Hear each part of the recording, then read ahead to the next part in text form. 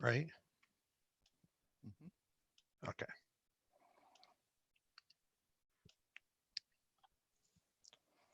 Now, Sarah's not going to be showing on the YouTube channel, is she? If we're both on here.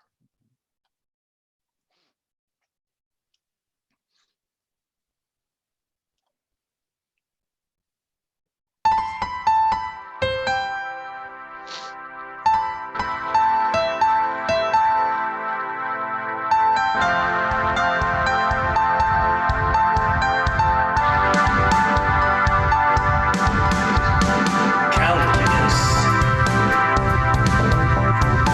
Taylor polynomials. Infinite series. Differential equation. Calculus. Taylor polynomials. Infinite series. Differential equation. Well, good morning, everybody. We are so excited that you are here today because today launches the very first day of our official 2020 AP Calculus BC exam review and prep. So for the next several weeks, Tony and I are going to be doing something a little bit different because in the last several weeks, you have seen Tony and I sort of going back and forth, right? We've been going back and forth with our Zoom sessions, and I've been doing one day, Tony's been doing one day, but now we're going to be working together on these sessions live each day. Sorry, I'm a little bit distracted. Tony, are you wearing a mask right now? Well, yeah, I mean, it's obviously we're still amidst this COVID-19 scare, and I figured with you and I finally being together doing these lessons in the same room, I probably should take some protective measures, Yeah, Tony, we're not in the same. This is like a virtual room. Like I'm 30 miles away from you right now. Oh, it's not a physical room. Oh, okay. I don't need this then. Okay, No, no, I'm no. I think you sorry. misunderstood. Like, did you? Okay, Yeah, I wasn't. Yeah, we're not in the same place. I think you're gonna be okay, right? okay, we're fine. All right, We're yeah. fine. So, despite all that, Tony and I are really excited that we're here with you today, and we're excited that we're going to be co-teaming these things. And I think hopefully each day we'll get a little bit more used to this and make these sessions really helpful. And so we want to share just a little bit of information about how these might look different than the previous ones. And so one thing that's the same is that the link to the materials, right, and underneath each video. So go on that link, and if you click on the link, it'll take you to a Dropbox, and then you're going to find the materials that we're going to be using that day. And I want to remind you guys, if you're new to these sessions, that we're writing brand new problems every single day, things that aren't in any textbooks, things that aren't on the AP exam yet, specifically designed for what we think as calculus teachers might mirror or prepare students for this year's exam. And so download that. You can follow along with our problems. And as always, each evening we'll have the typed up detailed solutions for those problems there as well. So the things that we're going to be doing differently, first of all, we're going to be doing some specific prep this week on just BC only topics that are on this year's exam. So this week, each day is a different review unit. So today we're going to be talking about all those convergence and Taylor polynomials from unit 10. Now remember, there's only 5 topics that are tested in unit 10. And so we're going to be covering just those tested topics. So everything that we're doing these next several weeks will be only on tested topics and then in ways that we think the exam might look like. So those will be a BC topic each day this week. And then next week, we're going to spend the whole week on connecting the AB and BC topics together. So we'll be looking at some AB stuff because even though there's no AB subscore this year, there will be still a whole bunch of AB questions, right? Because it's still going to be a whole comprehensive course. And so we're going to find ways to look at those AB topics from the first part of the year, but then also connect them, right? It says connecting AB to BC. So for example, next Monday, it's limits and continuity. So we'll look at limits and continuity from AB, but also how can that stuff from AB be connected to a BC? How might that look in a big FRQ that we're going to see this year? So we do know that the exam this year is going to look different than in years past. We have some very unique circumstances. And so, Tony, I know you've spent a lot of time looking at this exam and looking at how it's going to be different from years past. So will you walk us through how this might be different this year versus what we've seen or been accustomed to?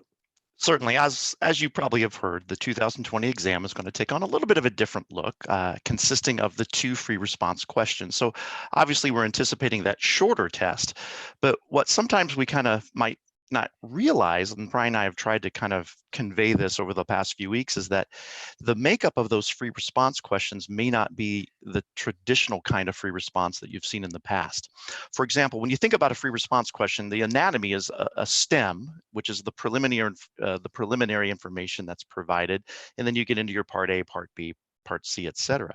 But what Brian and I are anticipating is the fact that you might see a lot more stems that deal with graphs, tables, numerical values in a table, and probably a little bit less emphasis on the function written analytically or algebraically, because we're anticipating the fact that the College Board is going to safeguard against the use of some kind of symbolic manipulator that would allow you to gain a little bit more insight into the question than otherwise. So that's what we're looking at for these particular problems this year.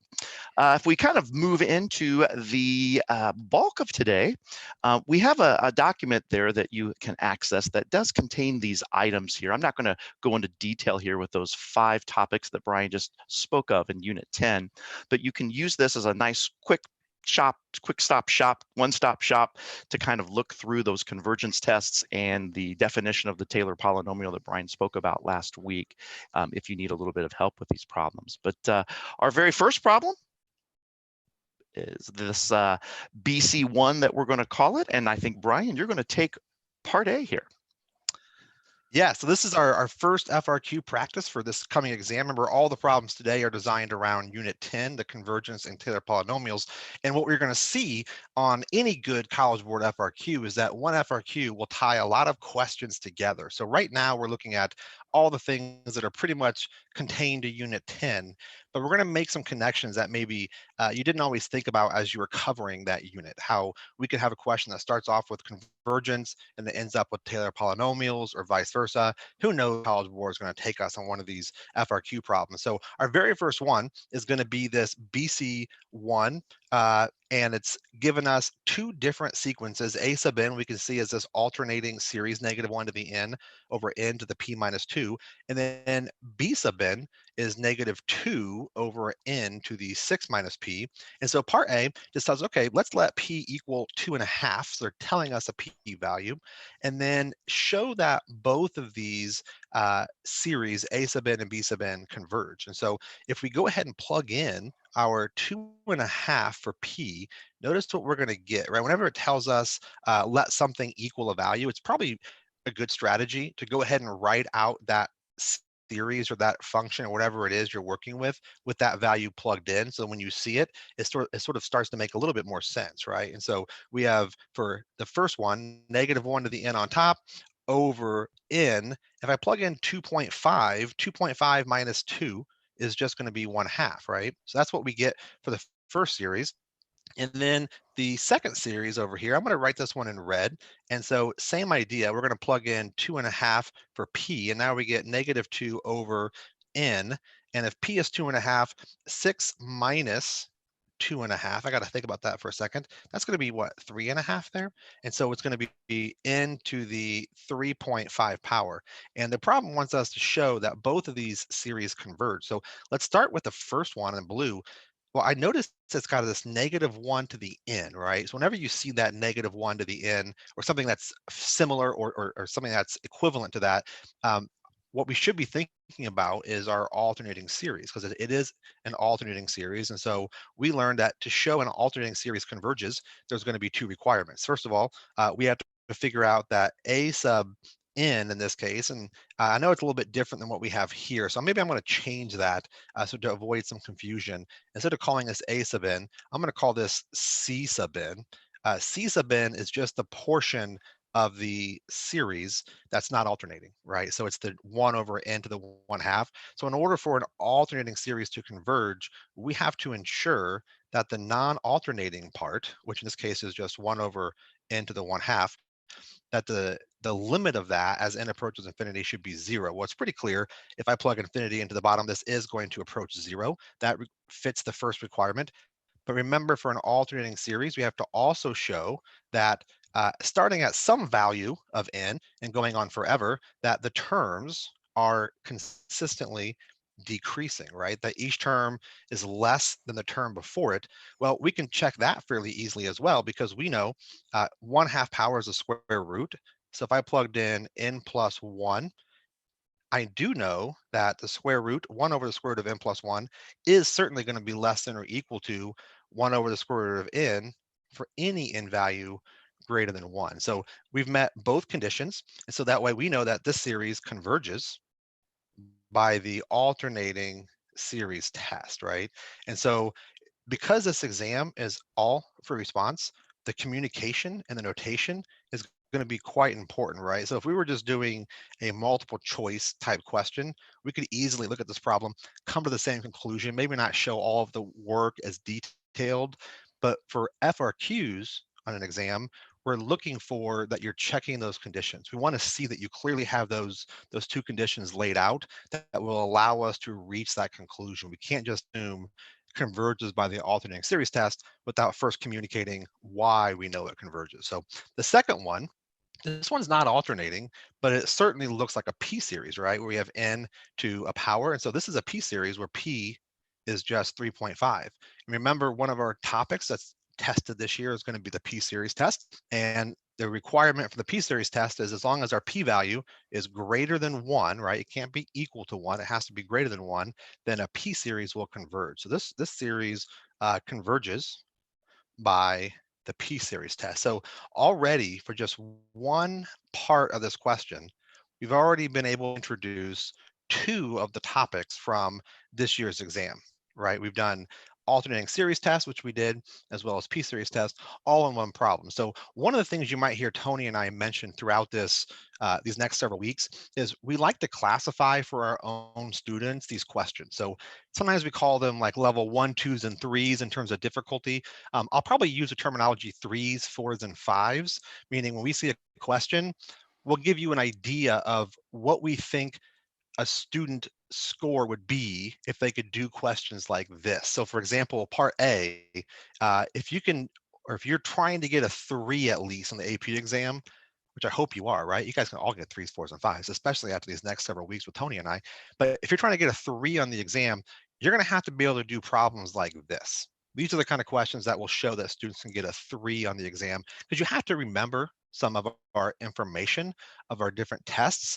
But then more importantly, you have to be able to communicate that clearly and execute it on the exam, right? And so some problems as they get more challenging are what separate a 4 and what separate a 5 on the AP exam. But this is going to be what takes to get a 3. So as we do these problems, we're going to lay out for you the differences between the questions, so you can see where those distinguish, where those little nuances go. And what we typically see is as the FRQs go deeper, part B, C, D, we start to see a stretch of other problems. So Tony, this is BC1 part B, and it looks a little bit different than what we've seen. And it seems like it might be a little bit more challenging than just a regular level 3 question that we just saw. It does. Maybe we'll call this a 3.5 if there's such a thing at this point. But we still have the idea of these seemingly P series behaved kind of expressions, AN and B sub n. If we assemble our first series, so we've got this summation as n goes from 1 to infinity of the A sub n, which is -1 to the n over n to the p minus 2. Now, we're not going to deny the fact that this denominator has that P series look, but we need to remember from part A as well that we have this alternating version of this P series.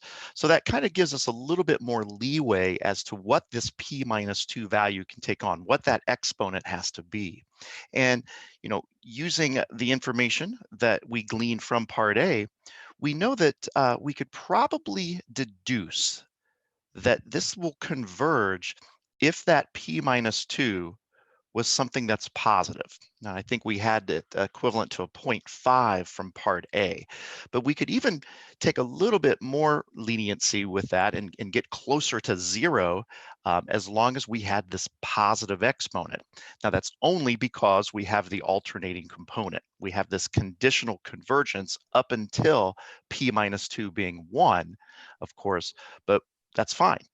Whether it's conditionally convergent or absolutely convergent, we're just looking for some type of convergence period. So this is going to mean that p is going to be greater than 2. So we know that those are the p's that are going to allow the first series to converge. Now, if we take a look at the second series, the b sub n series, so we'll assemble him. We want to make sure that we're very alert to the fact that this is not an alternating series. It does have that negative sign on top, but it just doesn't have the rest of the components that would indicate that this is alternating. This is probably a series where all the terms perhaps are negative.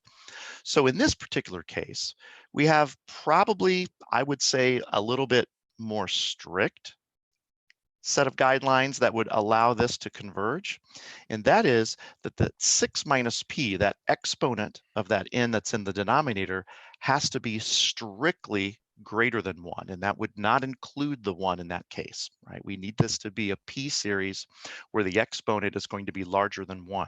So if we were to solve this, let's say we add p to the right, and then we subtract 1 over to the left, we would see that p is going to be less than 5 in that case. All right, well, now we have to answer the question. We want to find integer values of p so that both of those series are going to converge.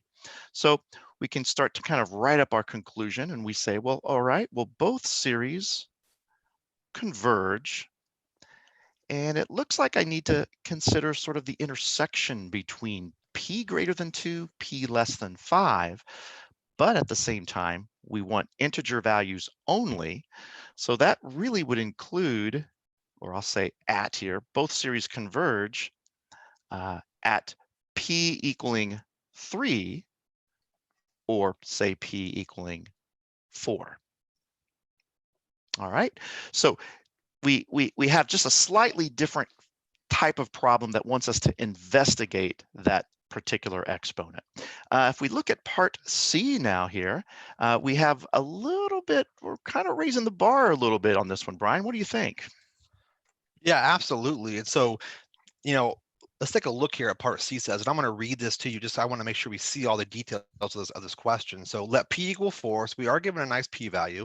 And then it says, let f of x be the function with derivatives of all orders at x equals 2, with f of 2 equal -3, and where the nth derivative of f at 2 equals n factorial times a sub n for n greater than or equal to 1. Find p sub 3 of x, the third degree Taylor polynomial for f of x centered at x equals 2. Holy cow, that's a lot of information, right? I mean, if I'm reading that as a first-year Calc BC student, I'm thinking, okay, this is too much going on right now, right? It's a little bit confusing. We were just doing some p series, which seemed reasonable, and now all of a sudden we're talking about polynomials and derivatives and all this stuff.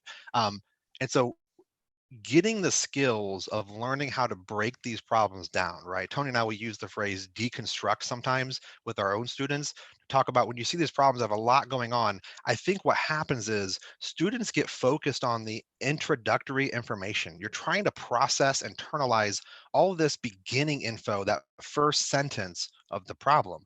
You're paying attention to the derivatives of all orders, and maybe like, what does that even mean? This random f value, we're talking about a function f, and we have some really scary looking equation for f of n. And that stuff really is not the important stuff. Whenever you have a lot of information, I really think the best place to look is at the end of the question to see what is the actual question wanting us to do, right? Ignore that beginning stuff for a minute. We're going to come back to that. But until we look at the actual question and think about what it wants, then none of that beginning stuff is going to make any sense, because you don't know what that's for until you know what it wants you to do. And so I always call this looking at the question in isolation, meaning ignore all the information. If there's a graph or there's a table, or there's an equation or something written like we see here in the beginning, ignore that and go to the question and say, okay, what does this want? Well, this problem says find p sub 3, which is a third degree Taylor polynomial. Hey, we did those last week, right? And then for f of x, that's the function that we're going to be approximating. We're going to clone that, centered at x equals 2. So if I look at just that one sentence, I think, okay, third degree Taylor polynomial means that n is 3, right? That's our degree. And then f of x is our function. And then centered at 2 means our c value is 2.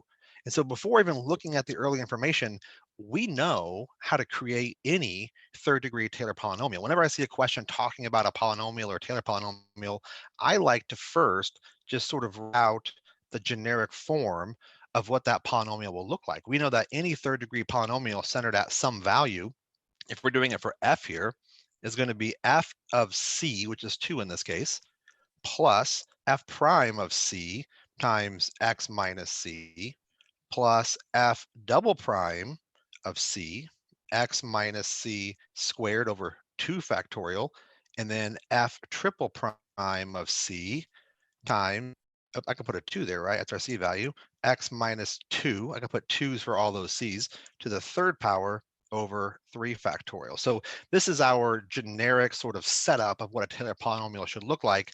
And we know once we have our generic setup, our job is to assemble this, right? We got to put it together. Well, how do you assemble it?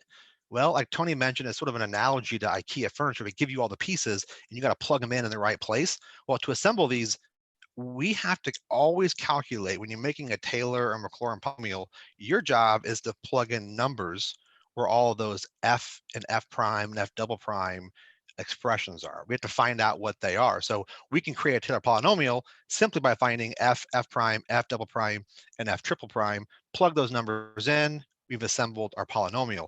And now that we know we have to find those values, this initial stuff starts to make a lot more sense because it tells us, hey, if I want to find all of those values, here's a formula for it. And in fact, they go ahead and tell us the first term, right? They tell us in the stem that f of 2 is -3. So we already have that one figured out. And now I got to figure out f prime, f double prime, and f triple prime. Well, we have this formula here that says, okay, if I want to find f prime, that just means that n is 1. It's the first derivative, right? So if n is 1, it's going to be 1 factorial times a sub 1. And remember, we were also now given our a sub n, and we know that in this particular problem, p is going to be 4. So our a sub n is just going to be -1 to the n power over n squared. If I plug in 4 for p, 4 minus 2 is 2. So if I'm going to figure out f prime of 2, I'm just plugging 1 in for all those n's. I get 1 factorial times a sub 1. And if I plug in 1 to my a sub n problem, we're going to get 1 factorial times -1 over 1 squared. I plugged in 1 for all of those n's, which just gives me -1. And then I need to find f double prime of 2. We're just trying to find all of those f values. So now we're going to plug in 2 to our formula. That's going to be 2 factorial times a sub 2 in this case, which is going to be 2 factorial. A sub 2 is going to be -1 squared, which is just 1 over 2 squared. And 2 factorial times 1 over 2 squared is just going to be 1/2. And then finally, we have to find the third derivative, which is going to be plugging in 3 for all these n values. That's going to be 3 factorial times a sub 3, which is going to be 3 factorial times, if I plug in 3 into our a sub n, we get -1 over 3 squared. 3 factorial is 6. 6 over 9 reduces to 2/3, so we end up getting a -2/3. So we just calculated all of those f values. Notice how when you write out the generic form of the Taylor polynomial, it really helps you know what you're supposed to find. So when you go back to the information, it wouldn't have mattered if we were given a graph of something or an equation or a table. This process wouldn't change. It always gives you sort of that first entry point into the FRQs. Look at the question, write down what you know about the question, and then go back and figure out how all of that information that the College Board gives you is going to help, right? But don't get focused on that information up front. And so now we're ready to assemble our Taylor polynomial. One thing I love about doing these lessons with Tony is, you didn't get to see us, but even though Tony and I were presenting back and forth each day, I would do one lesson and Tony would. Each of us was on live in the background watching. when the other person was teaching. So I saw every single one of Tony's lessons. We planned every lesson together. Our wives, Tony gave a shout out to his wife the other day. I should give a shout out to my wife, Mary, because we've had days of 3, 4 a.m., preparing and planning these sessions together to make these as good as we can for you guys. But one of the things I've loved about Tony's lessons is I've picked up so many little tricks and tips that I'm going to use with my own students. And one of the things I love that he did was that analogy of an IKEA furniture. If you missed that lesson, it was last Thursday, Taylor Polynomials Part 2. Go back and check that out, and it'll give you a good way that we can think about assembling. Now that we have all our values, we can just assemble this. So we have -1 here for f. Oh, that's not correct. We actually know, don't we, what f of 2 is? It was given us in the problem. That's -3. And then f prime of 2 is -1. So that becomes -1, x minus 2. And then f double prime of 2 is 1/2. So we're going to get 1/2 x minus 2 squared over 2 factorial.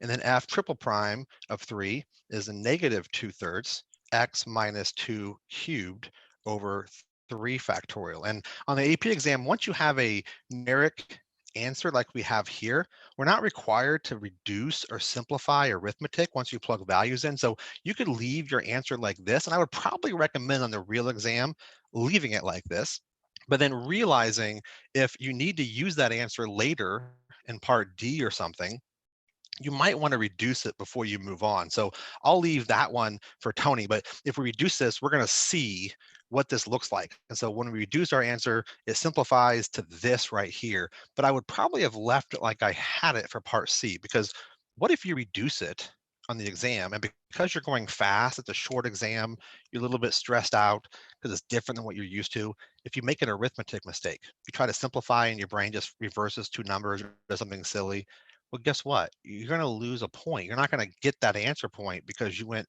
too far and you made a mistake. So I would probably leave it unsimplified like I had it. And then if you need that answer for something else in part D, then that's when I would reduce it, is in part D. That way you've got all your points for part C before you move on. So I would call that problem a level 4 problem. It really wasn't that difficult, right, to come up with that Taylor polynomial.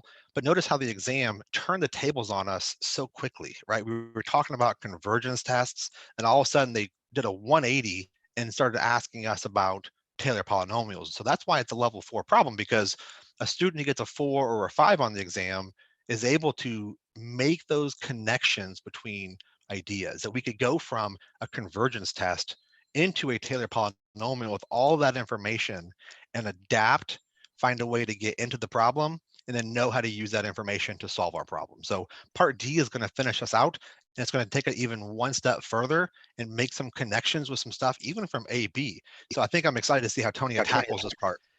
Yes, it is. It's just going to ask us to kind of move into the realm of the derivative here. So if we read this, it says, use that p sub 3 of x polynomial that you found from part C, and let's find p sub 3 prime of x. And then it extends to say at or when x equals 3, the series, the summation c sub n is a p series whose first 3 terms correspond to the 3 terms that we found p prime sub 3 of x. We want to determine if that new series converges or diverges when x is equal to 3. So we have gone ahead and taken the answer from part C, and we have done a little bit of simplification. So you can kind of verify that from Brian's answer to this answer, that we do obtain those coefficients, particularly that 1/4 and that -1/9 there for sure. So what we're going to do here is we think, okay, well, finding p sub 3 prime, that's going to be our first objective. And that's not going to be a very difficult thing to do. This is essentially just a polynomial, so we'll take the derivative the way that we know how. And we get, well, of course, the derivative of -3 is 0. The derivative of -1 times this x minus 1 is just going to give us a -1 at that stage. And then when we take the derivative of the next term, the 2 and the 1/4 multiply, I'm going to go ahead and reduce that on the fly, if that's all right. So 1/2.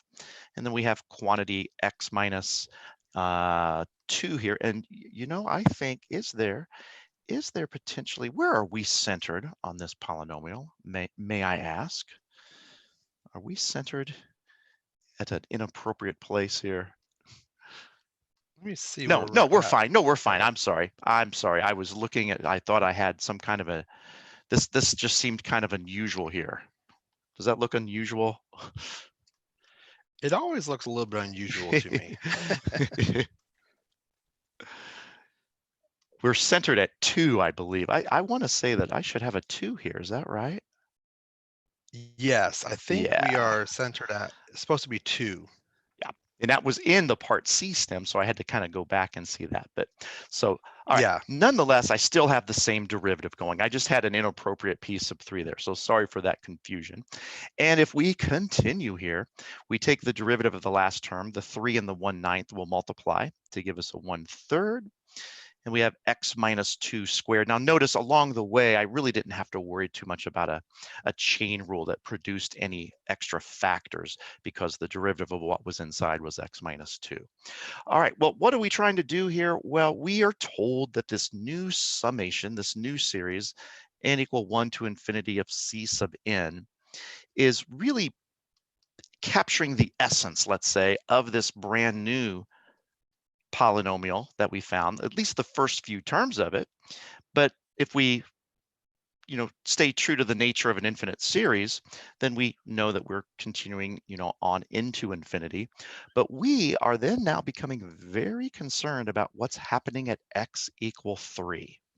So what I can do at this stage is we can physically let that x value become 3. And as I do that, we will replace every x that we see with 3. Let's maybe simplify on the fly here. So 1/2 quantity 3 minus 2 would be, of course, positive 1/2. Subtract 1/3 quantity 3 minus 2 squared would be a minus 1/3. And that's really all that we have to go by. We could maybe predict what some of the next terms are going to be, but I don't think it's really going to be important because our task is to determine whether or not this brand new series that we've just started to write is going to converge or diverge. And if we take a little bit of a closer look at this, we see that, oh, well, this definitely is an alternating series. It has that behavior from the very initial stages, and the fact that it is behaving very much like our P series that has the exponent of 1, which we call the harmonic series. Put those two ideas together, we have the alternating harmonic series. Now, albeit maybe the signs are alternating a little bit differently than the alternating harmonic series that we saw a few days ago, but nonetheless, it's still an alternating harmonic. And because of that, we can say this series will converge. And if we want to give a little bit more justification, we can just simply say because it is an alternating harmonic series. And I believe the sum of it would be, I think, negative natural log of 2. If you remember, Brian talked about the alternating harmonic series where the first term is positive would become natural log of 2. Now, that is something that you will not need to know on the AP exam.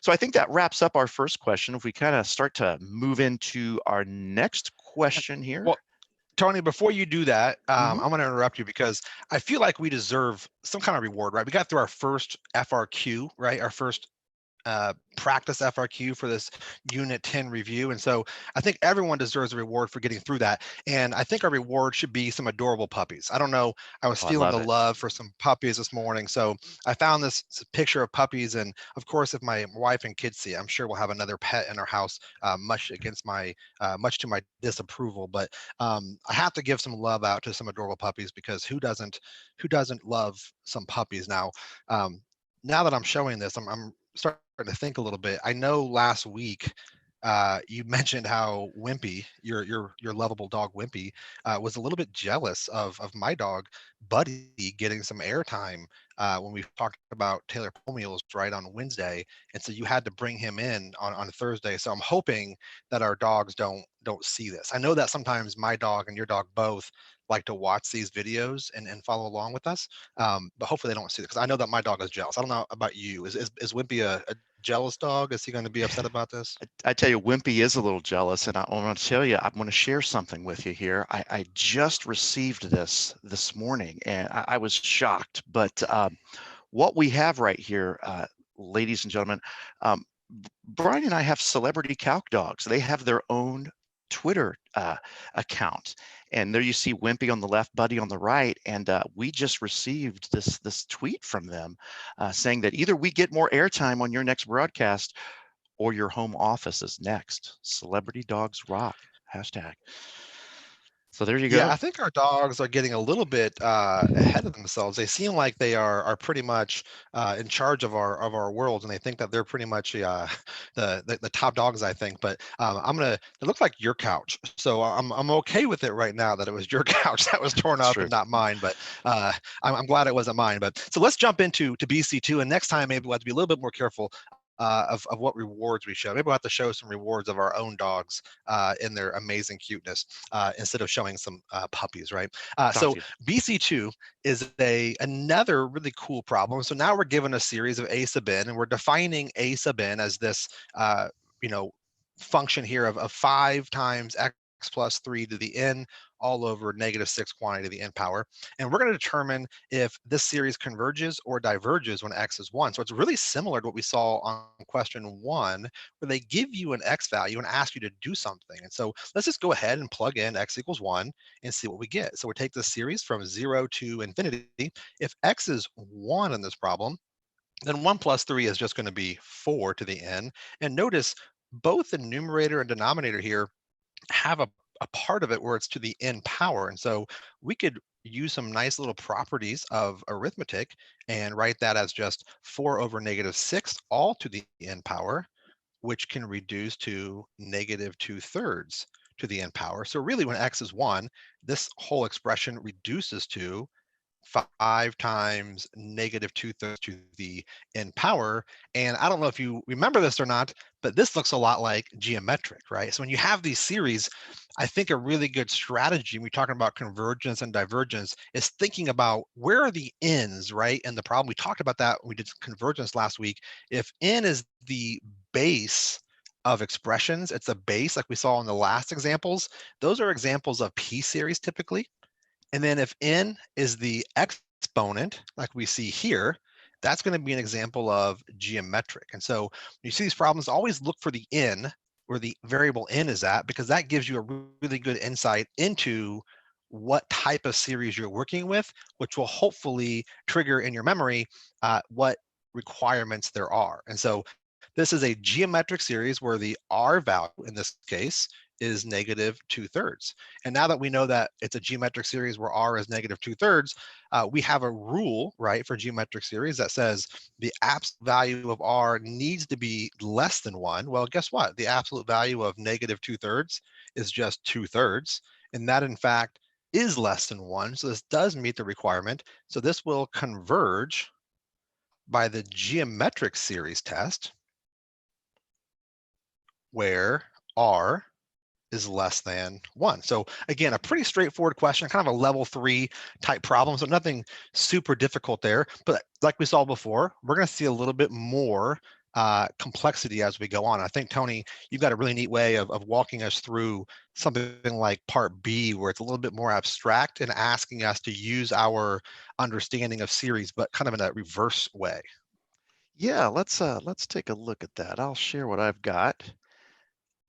Now, what I've done here, I've kind of started, I cheated a little bit. I started to write that summation expression, just kind of reordering some things. I noticed that this x plus 3 is raised to the n and this -6 is raised to the n.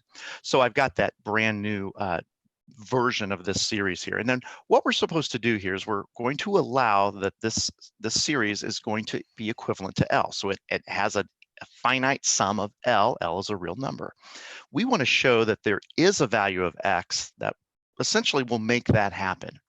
And since we've already established the fact that this is indeed a geometric series, we can use the idea that the sum of an infinite geometric series is built so that you can take the first term, which that would be, well, let's let n equal 0. We find that this x plus 3 over -6 to the 0 becomes 1.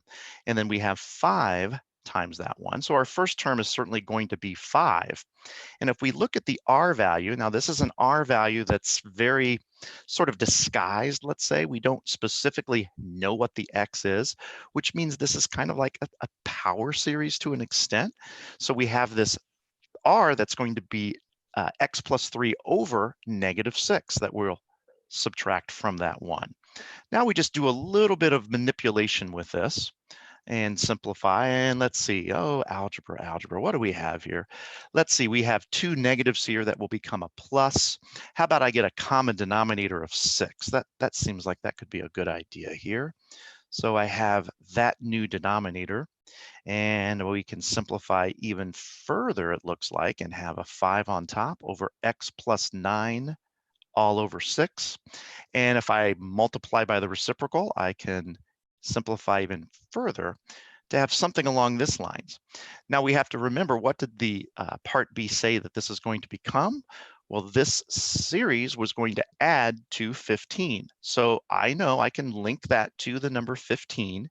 And at this point, we can probably solve this equation fairly easily. So if we cross multiply here and divide over our 15, we see that x would be -7 in this case.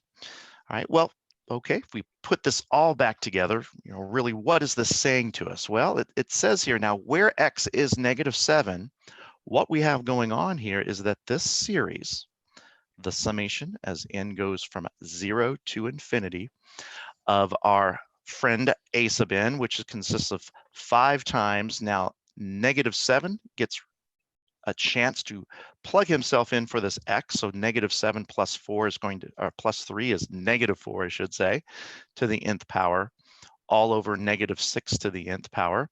And if we just do a little bit of simplifying here, we could rewrite this so that it looks much more geometric in nature, right? We could consolidate the bases that have a power of n, maybe all the while reduce a bit. And so I have 5 times 2/3 all to the n power, which we can certainly see is a convergent geometric series. Tony, I love this problem because, they could maybe rephrase this, couldn't they? Like, as students are thinking about how else might College Board twist this, instead of saying show there is a value, they could maybe have asked show there is not a value, right? Because when we got x equals 7 here, we really found an answer, but we haven't shown there's a value until we know that that series converged. And so we had to make sure when you plugged it back in that R value was, like you mentioned, a convergent R value. So they might ask something a little bit different, couldn't they? Where it might say, show there's not one. And what would happen, what would that look like? Or what would the final answer be that you would show that something doesn't have a value of a specific X value? Oh, it's very possible. I would say that it potentially could produce an R that would not be within our realm, maybe an R that's larger than 1. So yeah, it's a very good take on that. All right, part C, I believe, is that me? I believe that very well might be me, right?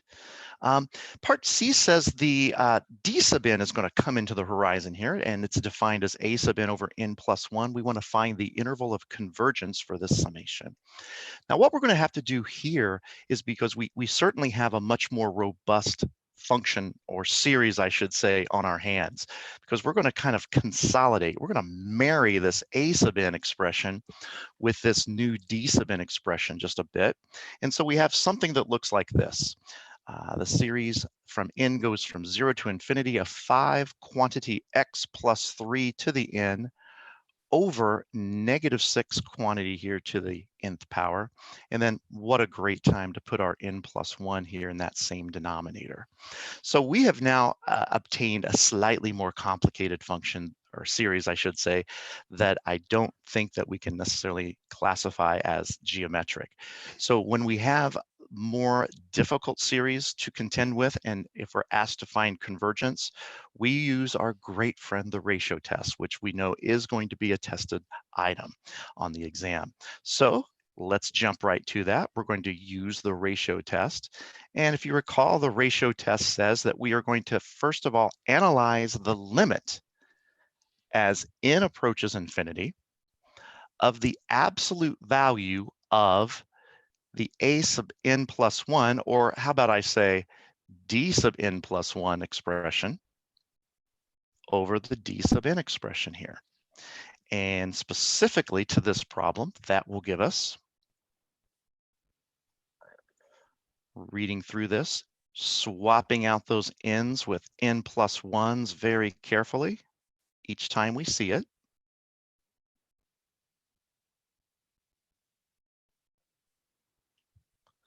And then instead of dividing by the original d sub n, I'm going to elect to multiply by its reciprocal here. Saves just a little bit of time in the calculation. And what do we have on bottom here? 5 times the quantity x plus 3 to the nth power. And now let the simplification games begin. So after I write this limit statement, we're going to start to see what happens here. And one of the things that I see that happens right off the bat is, oh, some 5s will cancel away. That's wonderful. As far as this -6 to the n over -6 to the n plus 1 is concerned, I am going to have a -6 to the first hanging around in that denominator, it looks like, just for a while. So we have those taken care of. How about the x plus 3 to the n plus 1 over x plus 3 to the n? That would give us an x plus 3 to the first power in the numerator. And it looks like I've got, well, I got an n plus 1 over an n plus 2 that, quite frankly, I can't really do much about. They're going to have to stay in this mix here for just a while. But that's okay, because we know how to deal with that. So what we're going to do at this point, and students and teachers can handle this in different ways. One of the things that I like to do is maybe isolate the piece of this expression that contains the n values. And so I'll write those together in their own separate limit, let's say. And then I know that I can split apart this limit of the product by multiplying the two separate limits together under these conditions here. And I also notice that, well, I've got the absolute value of x plus 3 over -6. Really, when it comes down to it, that -6 can change to a +6 because of the fact that the absolute values aren't going to have a major effect on him. And if we separate those, and what we know here about this limit is that we get a 1. Okay, now this other limit, we can let n approach infinity all day long. That's not going to be a problem. And in doing so, we're going to get just the absolute value of x minus 3. And I'll tell you what, I'm going to just write that 6 in the denominator without worrying about absolute values at this point. So what I know is, in order to converge, right? And I'm going to go ahead and add that right here. In order to converge, the conclusion of the ratio test says that this result has to be strictly less than 1. So that's going to force me to go ahead and take this a little bit farther and find this interval of convergence. So I'm going to go ahead and multiply over a 6. And then to solve this absolute value inequality, we can go ahead and set it up as a compound. Should that be an x plus 3 on that one, Tony? Oh, it probably should. I think this should be a plus, and I'm going to take this guy here as a plus and that a plus, and that would definitely have thrown off our answer. Thanks for that. And then if we finish up, we have -9 less than x is less than 3 in this case.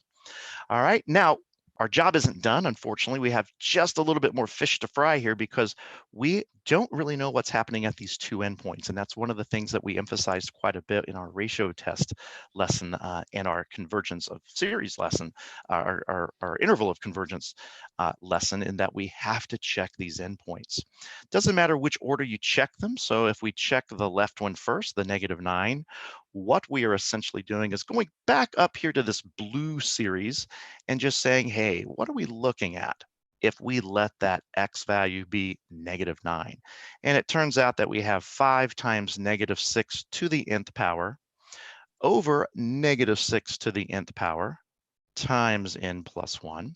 And once all the dust settles and you see that these -6 to the n's cancel, you have a nice 5 over n plus 1, which, whoa, that looks kind of familiar. That is definitely a divergent harmonic series on our hands. So we are not going to have the luxury of converging at that left endpoint, unfortunately. So let's go ahead and just briefly check the right endpoint. Doing a very similar process here. We're checking the +3. And the series is going to be n equals 0 to infinity. Might scroll up here. As I put a positive 3 in here, I get 5 times positive 6 to the nth power over negative 6 to the nth power times our negative 6 to the nth power times our n plus 1. And what's going to happen here is that we're going to retain the alternating component. These two guys are going to essentially reduce to negative 1 to the nth power. So now we have the alternating harmonic, or you could say, hey, really what we've got is an alternating series that if we perform the steps, we can see that this will indeed converge. And maybe your best reasoning would be by the alternating series test. And then only last thing to do, throw this all together by adjusting your inequality. And maybe it might be a little bit easier, especially if you're using a text or a typing entry type of interface for your AP exam this year.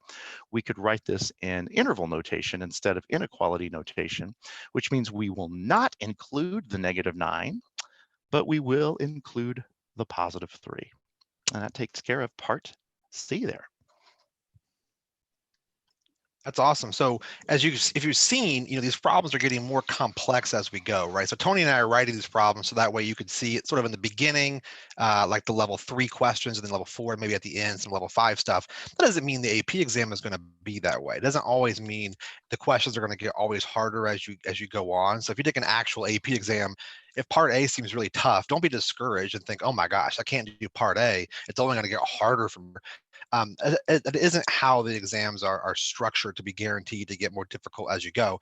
We're just doing that on our problems typically right now because we want you to see how these problems might evolve, how we can have a certain STEM and how you might ask some more intro type questions, some more depth of knowledge questions, and then some really good challenging questions. So really briefly, I want to walk us through part D just for a minute. This will be the last problem that we get through today, but don't forget on those files, when you download them, you're going to have 2 more complete FRQs that you can work with beyond just these first couple that we've done. So you can do those. The typed up solutions will be in there as well. And then when you go on that Dropbox link, there's always another folder that said supplementary videos. It's been empty, but what we're going to have tonight for you or today is for the third question, BC3, I'm going to make a short video since we're not going to get to it today on the live session. I'm going to make a short video today to walk you through that on top of just seeing the solutions, kind of walking us through. There's some really important ideas there that I want to make sure you see beyond just the typed up solutions. So check in that little folder for supplementary videos and you'll see a link to a special video just for BC3 on here. So this is part D, and I went ahead and copied over what Tony had from before, and it says, okay, the first 3 terms of the series D sub n that we talked about in part C become a second degree Taylor polynomial for fx centered at x equals -3, find f double prime of -3. And so I took the liberty of taking that series that Tony gave us and then ahead and writing out the first 3 terms, because the first 3 terms I'm plugging in 0 for n and then 1 and then 2, and we come up with this right here. And we can sort of see how that could be a Taylor polynomial, right? Because we see these x plus 3, and it would be centered at x equals -3. And then we're going to see this problem. I think it's important enough to spend 10 seconds here looking at it, because just like before, we have some confusion. It says find f double prime of -3. Well, how would we do that? Well, we know there's a second degree polynomial for f centered at x equals -3. And so what if I went ahead and wrote out what would a second degree polynomial for f look like? Again, ignoring the beginning information, if we were trying to make a second degree polynomial for f, it would just have been f of -3, right? Plus f prime of -3 times x plus 3 plus f double prime of -3 x plus 3 squared over 2 factorial. This is how we would have built it, right? And if we build it, we realize, oh, this question wants me to find f double prime of -3. So I don't need to build the whole thing, but I know that this f double prime of -3 is part of this x plus 3 squared term, right? That this term, this whole entire term, is going to match up with that term. So I know that f double prime of -3 times x plus 3 squared over 2 is going to be equal to whatever we got here, the 5 times x plus 3 squared over 36 times 3. And I didn't multiply that out because I didn't want to make a mistake on that. But these two things should be equivalent if it's a Taylor polynomial. So I could sort of cancel out the x plus 3's, which gives me f double prime of negative 3 over 2 equals 5 over 36 times 3. If I want to find f double prime of negative 3, all I have to do is multiply both sides by that 2 to get rid of it. And f double prime of 3 is going to be 5 times 2 over 36 times 3. Remember, on an AP exam, on a free response question, we're not required to simplify or reduce. You would have a calculator nearby, so you could type it in a calculator if you wanted to, but I would probably leave it like that, and there's our solution. So the problem that we did not get to today is this third problem, and I hope that you'll spend some time doing this problem because it has a table and it has a really good flow to it, where it starts off kind of basic and then it kind of builds and builds, and it has some really neat components. So like I said, look in that other folder because we are going to see a supplementary video there today where I'll walk through the individual pieces of that. So we want to end on that part today. Don't forget, tomorrow is going to be day 2 of exam review with dealing with different integration formulas. And as always, we like to get tweets from you guys. And so, Tony, what do we have on tap today for our feature tweets? We've got some great things. AP teachers rock. We've got Mr. Huckabee, my AP Calc teacher for 2 years now, is such a wonderful teacher and a caring individual. He always made our lessons and days in his calc room fun and worthwhile. We love teachers like Mr. Huckabee, that is for sure. And as far as our AP students rock, so proud of the BC Calc students at Olathe West. Zoom meeting each day, never complaining, showing great character during these times. It is an honor to be your teacher. I know your teacher, Mr. Patrick Flynn, such a great job. And I think, Brian, you've probably done a little bit of work, I think, in the Olathe region outside of Kansas City. A summer AP workshop where our teachers are great teachers out there. Yes, that's definitely for sure. And once again, if you do have some technical glitches, we would like for you or your friends to reach out to cb.org/tech so that they can take care of any of the problems that you're having, getting you the devices that you might need, the internet service that you do need as well. And wow, we thank you for watching. It's been fun. Brian, it's been everything that I dreamed of and more. Great job today. Great job. And I look forward to tomorrow when we're talking about what? BC integration techniques, I believe, right? Yeah, absolutely. And Tony, I have a challenge for you real quick. Tomorrow, I want you to think of your favorite TV show or favorite movie. Don't tell me what it is. And then get something in your background. Make your background something that's not directly the movie, but something that would be a hint toward the movie. And tomorrow morning, I want to see if the viewers and myself, if we can guess what your favorite movie or TV show is based on the hint that might be behind you. Does that sound like a good idea? I love it. I think that would be a great idea. That would be a great idea. Awesome. All right, well, we're out today. We want to thank you for watching on behalf of Brian and I. We will certainly see you tomorrow. We want you to stay safe, stay healthy, and keep learning. AP Calc, yes, AP Calc. Welcome you to AP Calc, yes, AP